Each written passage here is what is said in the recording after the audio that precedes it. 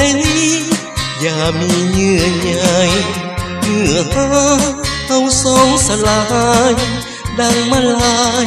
มีไกลจากกันสิ้นสุดกันซะเมื่อสัจจาบ่มีสิ่งทางหากผ่านมาก็คือความฝันสิ้นสุดกันบ่ขอสนใจเลิกทางหักเขาอ้ายฮักเจ้าเมื่อขวดสิ่งใด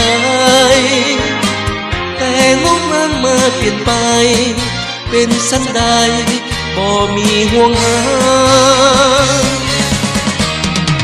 สิ้นสุดกันแล้วคนอมแก้วโชคดีเถิดนะ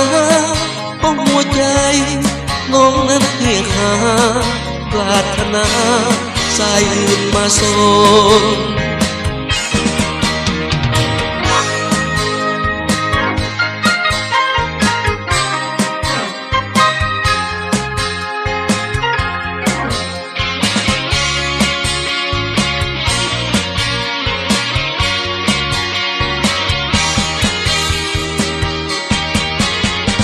สิ้น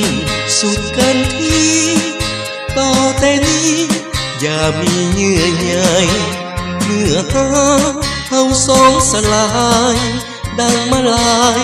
มีไกลจากกันสิ้นสุดกันซะเมื่อสัจจาบ่มีสิ่งทำหากผ่านมาก็คือความฝันสิ้นสุดกัน